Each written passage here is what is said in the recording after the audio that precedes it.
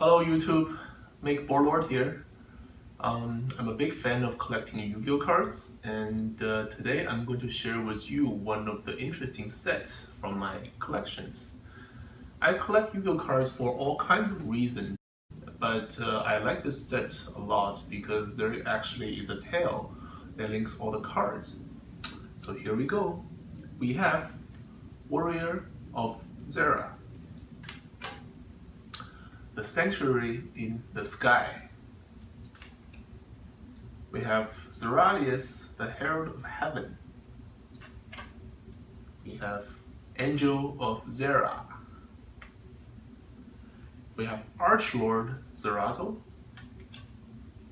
And we have Darklord Zerato. And we have Pandemonium.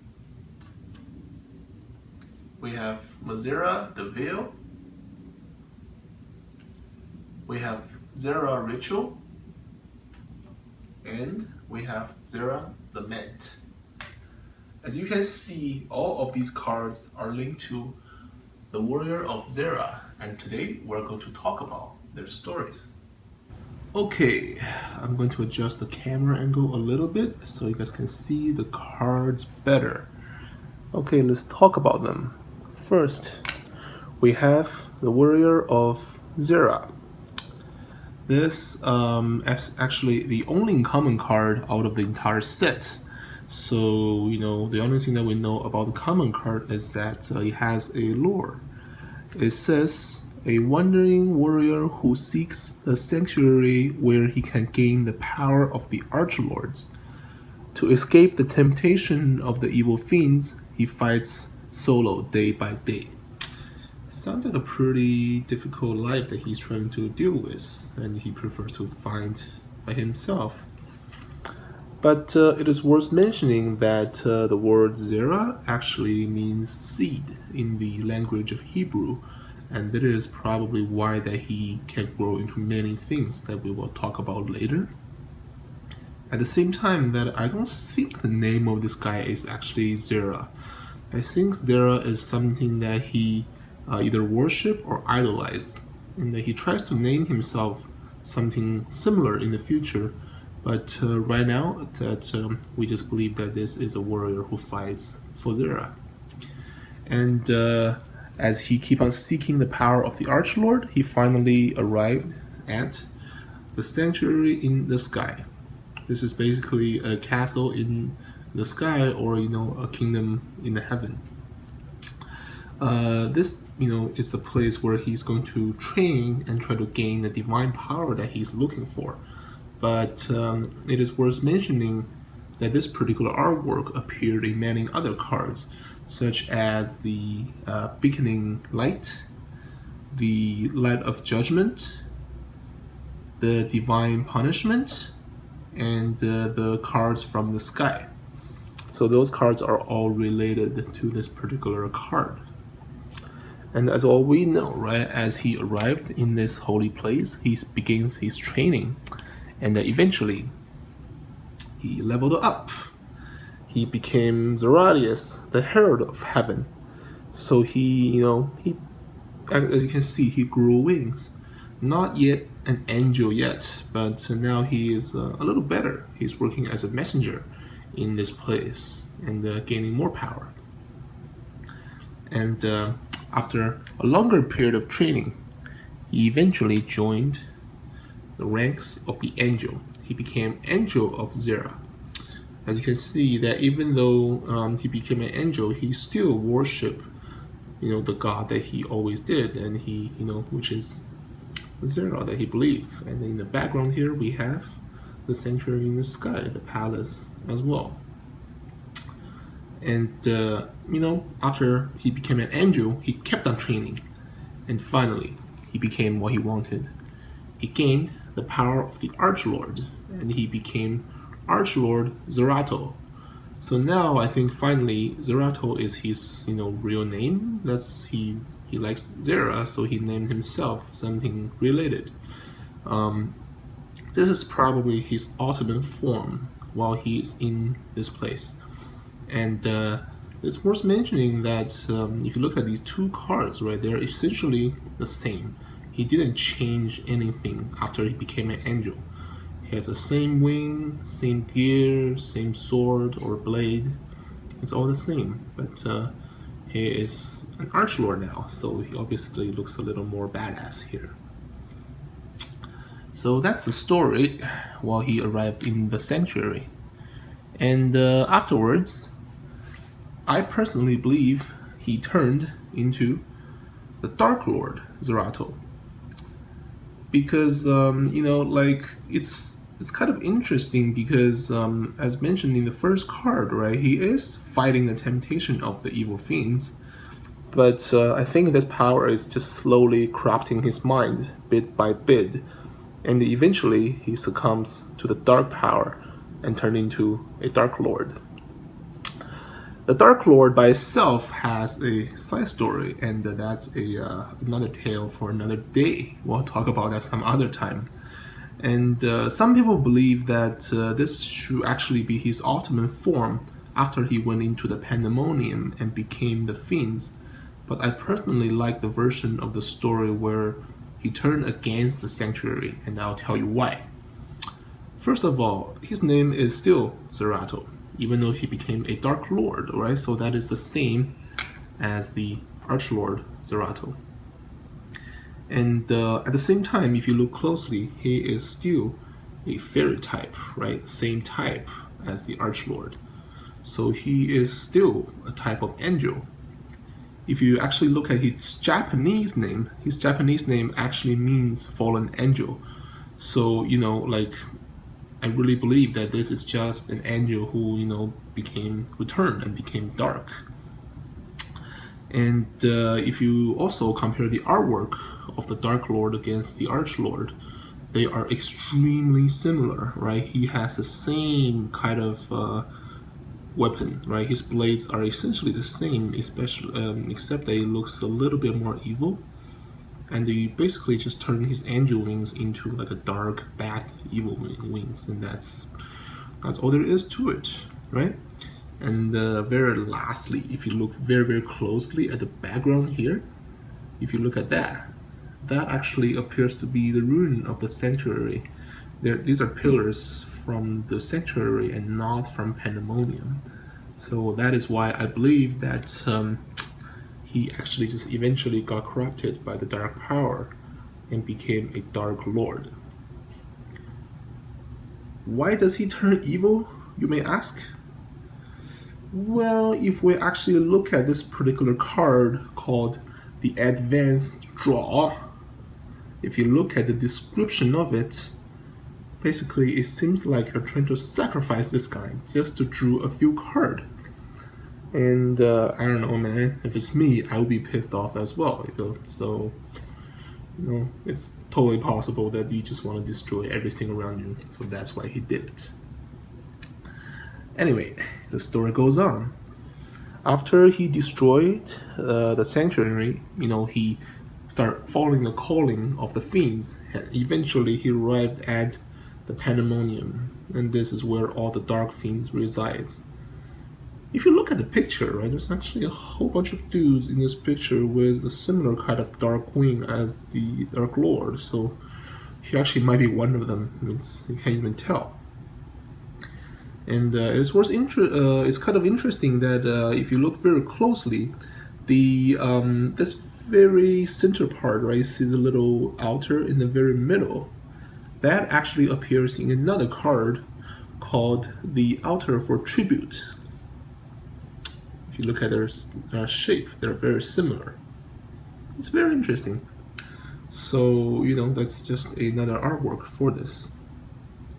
Obviously, after he arrived at the Pandemonium, they gave him some new power. And the new dark power turned the Dark Lord into Mazera Devil. This is his true evil form, or the devil form. And I don't know, nothing very special to mention about this card except for the fact that he seemed to have a lot of eyes. He has eyes on his face, eyes on his wings. there seem to be some eye sockets on his chest as well as his shoulder as well. So it's just a dude with a lot of eyes, and obviously another long tail at the end as well. So that's this. But there is an interesting fact about this name though, the Mazera Devil, right? Like you're asking, oh, he's just a demon now, right? Why don't you just call him, Demon Mazera or Devil Mazera? If you actually look at his Japanese name, that's actually exactly what it is. It just means Devil Mazera. But there is a interesting story when they translated this name into English. The designer of this card actually is a big fan of cars, and he really like, if you know old cars, there is a Cadillac called Cadillac DeVille. He likes that card, so he named this card Mazera DeVille instead, and basically turned him into the Cadillac of Demon. That's the whole reason behind this name. Not very funny, I know, but hey, it's a story to tell, right? And here's where I believe that even though he's a evil fiend now, he's still missing that true monster or true god that he worshipped, right? He tried to name himself into many things that sounds similar to Zera, but never the Zera himself. So he really, really wants to, summon this monster. That's right. That's why he went into the forbidden dark ritual, the Zera ritual. Right. If you, I think this is what happened. Apparently, there actually is a storyline about these cards, and in the storyline, it did mention that Mazera performed this ritual and summoned the Zera the Mant. So this particular sworn or chair that he's sitting on kind of resembles his dark wing in some way, so there might be some connection to it. And it is pretty interesting to mention that this card actually is the very first appearance of the Warrior of Zera. The magic card itself actually predates the creation of the actual warrior by almost 5 years. So this is one of the very few monsters where he actually appeared in a trap or magic card way before he actually appears as a monster. A very rare situation. And eventually, so he performed this ritual, noticing how he's not holding his sword. And in the end, he summons Zera, the Mant, one of the very first ritual monsters out of the whole set. If you compare very closely, you'll see that Zera looks just like the sword that he was holding, which is why I believe that the soul of this Zera actually was sealed in the sword, and after he turned into a fiend, he released that seal and actually summoned Zera. And the name of this particular card, if you look at the Japanese version, is just called Zera. There's no Mant part. It's called Zera. So this is actually the god or goddess or whatever that he actually worship or idolize. And this card is very interesting because if you look at any other Yu-Gi-Oh cards, there's usually a 8-digit passcode on this card. And this is the passcode that you can usually enter into a Yu-Gi-Oh video game on PlayStation or Game Boys, and you can obtain this card. If you look at Zera the Mant, there actually is no digit code here. This is one of the very few, if not the only, card that does not have this 8-digit code. And that is basically his final stage, right? There is someone who believes that this card looks very similar to this other card called Ryu Kenshin Powered. I'm going to put it right beside for you to look at. But they kind of look similar, and some believe that Zera the Mant is actually transformed directly from the warrior himself. So they compare the warrior against that card, and you kind of realize that these two cards, they have the same level and attack power. So some believe that this might be a transitional stage before he turned into Zera the Mint. But I don't think that's the case. I just think the designer got lazy and just used the same artwork. I like the version where he is summoned, man is summoned by the warrior or the devil, and by performing the ritual. So that's it. That's the power of Zera. I really like this story because this is one of the very few cards where a different kind of monster, a ritual monster, a common monster, an effect monster, and eventually a synchro monster is all released, connecting the same storyline. And I like that because when you're playing the card game itself, it really adds an interesting story to it. It's like an Easter egg, and I love finding Easter eggs. So personally, I really enjoy that. Lastly, I just want to quickly mention the value of this particular collection. For the Warrior of Zera, the version that I have is a common version, which is the YSD version, first edition. This card is not very rare. There also is an AST-002 version, which is a short print version, but they're both worth about $1.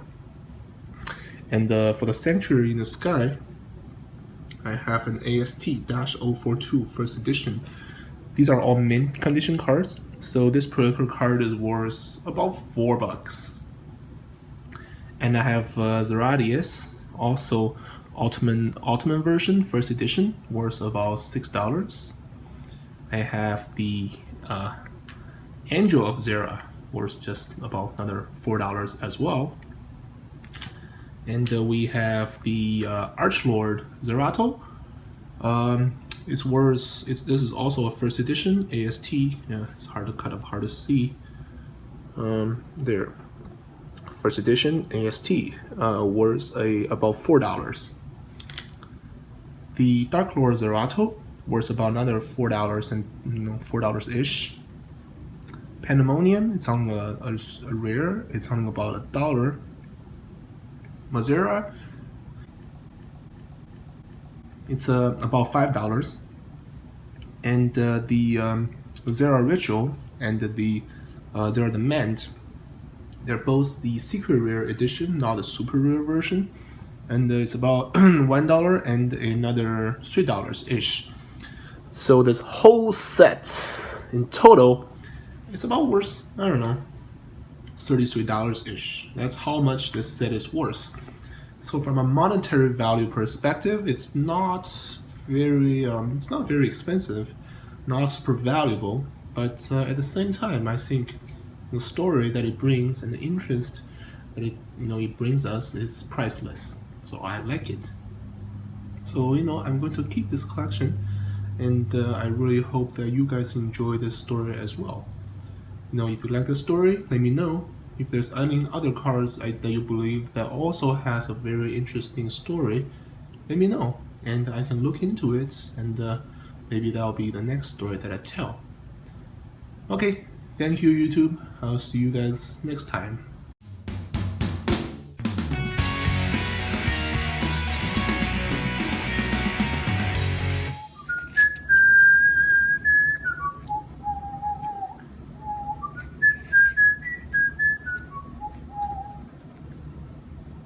Oh.